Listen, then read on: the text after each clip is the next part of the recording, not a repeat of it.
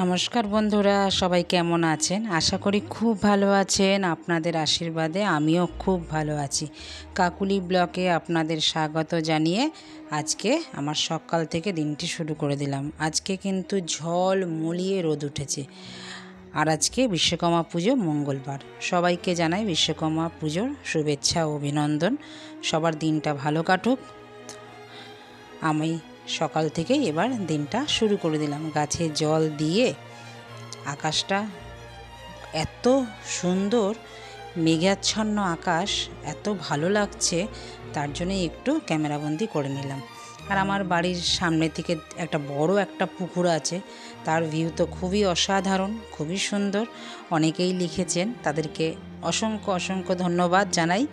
আর এবার চলুন দেখে এবার আজকে ভালো মন্দ একটু রান্না করতে হবে। সেই রান্নার জোগাড় কিন্তু আমি অর্ধেক করে এসেছি। তো ছাদে আসলে না, ছাদ থেকে যেতে ইচ্ছে করে না, মানে সোজা সাপটা কথা বলতে গেলে একটু যেতে ইচ্ছা করে না। এত যে ভালো লাগে ছাদে, কি বলবো আর। এত সুন্দর দৃশ্য। আর 3 দিন ধরে যা বৃষ্টি হচ্ছিল, আজকে কিন্তু ঝলমলিয়ে রোদ উঠেছে। আমি ডাল বসিয়ে গেছিলাম, ভাত হয়ে গেছে। সকালবেলা উঠে আজকে অনেক দিন পর ডিমের অমলেট আর ব্রেড দিয়ে খেয়েছি। খাওয়া হয়ে গেছে, চা খাওয়া হয়ে গেছে, ডাল সেদ্ধ বসিয়ে একটু গেছে। ছাদ আর ঘর আমার একই সাথে, সেটা তো বন্ধুরা আপনারা সবাই জানেন।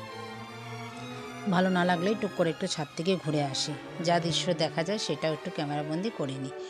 তো আজকে রান্না করব টক ডাল, সেটাও আমড়া দিয়ে।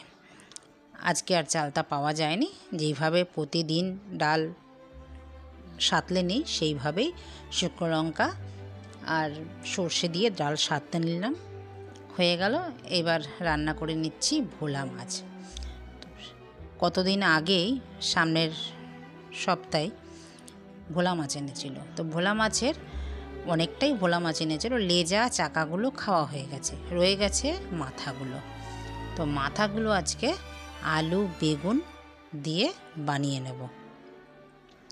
চাকাগুলো বানিয়েছিলাম, দেখেছেন আমার গাছের সিম দিয়ে। তো এখন আর সিম নেই দেখলাম, গেছিলাম ওই জন্যই বাগানে যাওয়ার কারণটা, উদ্দেশ্যটা ছিল দেখি যদি পাওয়া যায়, কিন্তু না, একটি মাত্র সিম দেখলাম, আর সিম দেখতে পারলাম না। তো আবার হবে, ফুল এসেছে অনেক। তো মাছ কিন্তু আমার ভাজা হয়ে গেছে, বেশ একটু কড়া করেই ভেজে নিলাম, যেহেতু বেগুন আলু দিয়ে করব, একটু ভাজলাম। তো ভাজা আমার কিন্তু হয়ে গেছে ভোলা মাছগুলো। এবার ওই তেলেই দিয়ে দিলাম কালো জিরে। আমি তো সব সময়, আমাদের যে শীতকাল তো এখন শুরু হবে, আর শীতকালে দেখবেন অনেক ছোট ছোট রকমের মাছ পাওয়া যায়। তো সেই মাছ কিন্তু আমরা ধনেপাতা আর কালো জিরে ফোড়ন দিয়েই খাই। আমি এবার আলু আর বেগুনটা দিয়ে দিলাম। এবার একটু ভাজা ভাজা হওয়ার পরে দিয়ে দেবো কাঁচা লঙ্কা পেস্ট। কাঁচা লঙ্কা পেস্ট দেব, আর তারই আগে দিয়ে দিলাম স্বাদ অনুযায়ী নুন, হলুদ। এবার কাঁচা লঙ্কা পেস্ট দিয়ে দেবো পরিমাণ মতন, যতটা আমি ঝোল বানাবো ততটা পরিমাণ মতন আমি দিয়ে দিলাম। দিয়ে এবার ভালো করে কষাবো মশলাটা। একটু সামান্য জল দেব, যেহেতু এর মধ্যে হলুদ দিয়েছি, হলুদটা পুড়ে গেলে তরকারিটা তেতো তেতো লাগবে। একটু সামান্য গরম জলই বসিয়ে দিয়েছিলাম পাশে গ্যাসে, তো গরম জলই দিলাম। দিয়ে এবার ভালো করে নাড়বো। দেখুন নাড়তে নাড়তে আমার কিন্তু একদম তেল ছেড়ে গেছে, আর বেগুনটাও সেদ্ধ হয়ে গেছে, আলুটাও সেদ্ধ হয়ে গেছে প্রায়। এখন আরেকবার একটু নেড়ে দিলাম, ঢেকেও দিয়েছিলাম, একদম এবার রেডি হয়ে গেছে ঝোল দেওয়ার জন্য। এবার গরম জল রেডি করে রেখে দিয়েছি আমি। এইবার দিয়ে দেবো যতটা পরিমাণের আমার ঝোল রাখবো আমি, ততটা পরিমাণের জল দিয়ে দেব। মাছটাও ফুটবে, অনেকটাই মাছ আছে, তো সেই অনুযায়ী আমি দিয়ে দিলাম জল। গরম জল দেওয়ার একটাই কারণ, তরকারির টেস্ট কিন্তু খুব ভালো হয়, আর তরকারিটা খুব তাড়াতাড়ি রান্নাও হয়ে যায়। কাঁচা জল দিলে তরকারিটা পানসা হয়ে যায়। এটা তো মাঠ থেকেই শেখা, আমি এইভাবেই সব সময় দেখেছেন আমি গরম জলেই দেই তরকারিতে, সে যে তরকারি হোক, মাংস বলুন, মাছ বলুন, যাই হোক, ডাল বলুন, সবেতেই আমি গরম জলটাই ব্যবহার বেশি করি। মানে যখন রান্নাঘরে ঢুকি, রান্নার প্রস্তুতি যখন শুরু করি, তখনই একটা কেটলির মধ্যে 1 কেটলি গরম জল বসিয়ে দিই। তো সেই জলটাকেই আমি পুরো ব্যবহার করি মাছ, ডাল যা রান্না করি তাতেই।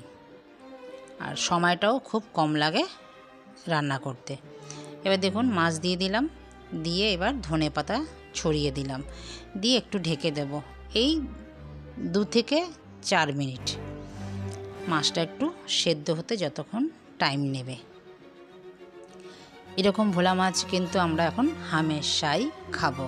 শীতকালে দেখবেন ভোলা মাছটাই পাওয়া যায় বেশি। আর আমাদের এখন এই শীতকাল বলতে শুরু হবে তো ধনেপাতার মাছ কিন্তু ভোলা মাছ, এগুলো কিন্তু ধনেপাতা দিয়ে খেতে খুব ভালো লাগে। এই শীতকালটা অনেক, এখন সিম উঠবে, সিম দিয়ে খাবো, ডাটা দিয়ে খাবো, খুব ভালো লাগে। দেখবেন আপনারাও খেয়ে। এবার চলুন, যেহেতু আজকে বিশ্বকর্মা পুজো, শুধু মাছে তো আর মন ভরবে না। আজকে আমার আবার মেয়ের স্কুল খুলে গেছে, মানে সোমবার বন্ধ ছিল, তো সোমবার ছুটি দিয়েছে। আজকে বিশ্বকর্মা পুজো, আজকে কিন্তু ছুটি দেয়নি আমার মেয়ের।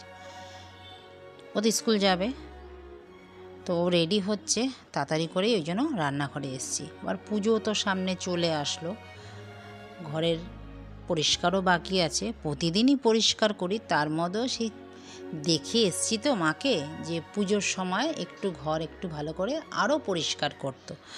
তো আপনারা তো দেখেছেন সেদিনকে আমার রান্নাঘর কিন্তু পরিষ্কার হয়ে গেছে। রান্নাঘরের পরিষ্কারটা হচ্ছে সবথেকে বড় ঝামেলা, যেহেতু এখানে অনেক কন্টেনার থাকে, তো সেটা আগে পরিষ্কার করে ফেলেছি আমি। এখন বাকি রয়েছে আমার 3টে ঘর। তো 3টে ঘরের মধ্যে দেখি আজকে কোন ঘরটা সারতে পারি, সেটাই আজকে করব। রান্নাটা তার জন্য আগে তাড়াতাড়ি করে দিলাম, মেয়ে স্কুল যাবে, তারপরে আমি গাছগুলো করতে থাকব। তো মাংস আমি বসিয়ে দিলাম, মাংস কিন্তু ধুয়ে ঝুড়িতে জল ঝরাতে দিয়ে দিয়েছি। আর এখানে তেল গরম হওয়ার পরে পেঁয়াজ দিয়ে দিলাম। আর আপনারা নিশ্চয়ই দেখেছেন আমি কিন্তু গোটা গরম মশলা দিয়েছি, যেটা বিরিয়ানিতে আমরা সাধারণত দিয়ে থাকি। সেই গোটা গরম মশলা দেওয়ার পরে আমি দিয়ে দিয়েছি পেঁয়াজ একটু ভাজা ভাজা হওয়ার পর দিয়ে দিলাম মাংসটা একটু কালার চেঞ্জ হওয়া অবধি আমি নাড়ব, নেড়ে একটু ঢেকে দেব, সেদ্ধ হয়ে যাবে আর মাংসের থেকে একটু জলও ছেড়ে আসবে। আর মশলাপাতিও ফ্রিজ থেকে সব বার করে রেখে দিয়েছি। একটু একদম ফ্রিজের ডাইরেক্ট দিলে পরে দেখবেন মাংসটার মশলাটা একটু ফেটে যায়, তো একটু নর্মাল করতে দিয়ে দিয়েছি আমি। তো সেটাই এখন দিয়ে দেব। চলুন, প্রথমত যেটা না দিলে কোনো তরকারিরই স্বাদ আসে না, সেটা হলো নুন দিয়ে দিলাম। নুনটা দিয়ে এবার দেব হলুদ গুঁড়ো পরিমাণ মতন। মাংসে তো অনেকটাই জল উঠেছে দেখলাম, এবার হলুদ দিয়ে একে একে মশলাগুলো দিয়ে দিই। চলুন, এবার দিলাম একটুখানি সামান্য লাল রেড চিলি পাউডার। এবার দেব ধনিয়া, একটু জিরের গুঁড়ো পরিমাণ মতন। 1 কিলো মাংসের মধ্যে যতটুকু লাগে 1 চামচ করে এনাফ, 1 চামচ করেই দিয়ে দিলাম। এবার আদা রসুন একটু পেঁয়াজ বাটা ছিল সেটাকে দিয়ে দিলাম। এবার দিলাম কাঁচা লঙ্কা পেস্ট। এইবার দিয়ে যতক্ষণ এবার তেল থেকে আর মশলা আলাদা না হয়ে যায় ততক্ষণ আমি ঢেকে ঢেকে নাড়তে থাকব। একটু নেড়ে ভালো করে মশলাগুলো মাংসের মধ্যে মিশিয়ে দেব ভালো করে, তারপরে এবার ঢেকে দেব। আমি না একটা শুকনো লঙ্কাও দিয়েছি। শুকনো লঙ্কা মাংসেতে দিলে পরে মাংসের একটা দেখবেন, শুকনো লঙ্কার তো নিজস্ব একটা গন্ধ আছে, আর খুব ভালো লাগে গন্ধটা, আমার তো খুব ভালো লাগে। এবার দেখুন মাংসেতে কিন্তু অনেকটা জল ছেড়েছে। এই জলটা যতক্ষণ না শুকাবে ততক্ষণ আমি মাংসটা কষাবো।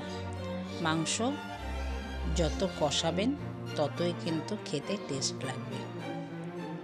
তো মাংস আমি কষিয়ে নিচ্ছি, ঢেকে দিয়েছি, আবারও ভালো করে নেড়ে আবারও ঢেকে দেব মিনিট 10-এর জন্য। মাংস কিন্তু হাফ সেদ্ধ হয়ে গেছে, আর ধরুন 10-15 মিনিটের মধ্যে আমার মাংস রেডি হয়ে যাবে। মেয়েও এখন স্কুল যাওয়ার জন্য রেডি হয়ে যাচ্ছে। আলু আমি ভেজে রেখেছিলাম, আলু তো সেদ্ধই হয়ে গেছে, ভাজতে ভাজতে আলু সেদ্ধ হয়ে যায় হাফ। এবার মাংসের মধ্যে আলুগুলো দিয়ে দিলাম, ভালো করে নেড়ে নিলাম। আলুটার মধ্যেও নুন মশলা ভালো করে ঢুকলে আলুটাও খেতে খুব ভালো লাগবে। এবার আবারও ঢেকে দেব একটু। চলুন বাকি কাজ আবার করে আসি। মাংসটা ঢেকে দিলাম, বাকি কাজ করে আবারও চলে আসলাম। এবার দেখুন আবারও নেড়ে নিচ্ছি। এইবার একদম আমার মাংস রেডি হয়ে গেছে, মাংসও সেদ্ধ হয়ে গেছে, আলুও সেদ্ধ হয়ে গেছে, একদম মোমের মতন সেদ্ধ হয়ে গেছে আলু। আর মাংসের থেকে কিন্তু মানে লেগ পিসগুলো দেখতে পাচ্ছেন নিশ্চয়ই, পুরো একদম মাংসগুলো ড্রাম্বেল পিস হয়ে গেছে, মানে মাংস ছেড়ে এসছে, এতটাই ভালোভাবে সেদ্ধ হয়েছে। এবার দিয়ে দিই গরম জল, বেশি দেব না, অল্পই দেব। তো দিয়ে দিলাম গরম জল। এই 2-4 মিনিট এটা ফুটবে ভালো করে, তারপরে আমি এবার নামিয়ে নেব। আজকে আর গামলাতে ঢালবো না, আজকে এর মধ্যেই থাকবে। মেয়ে আবার বিকেলবেলা আসবে স্কুল থেকে, তখন গরম করে দিতে হবে। কড়াইটার মধ্যে থাকলে কি সুবিধা হবে, তবে গরম করে আবার দিয়ে দিতে পারবো। অনেক সকালে রান্না করি তো সন্ধেবেলা একটু গরম করে রাখি তরকারি, না হলে নষ্ট হয়ে যায়।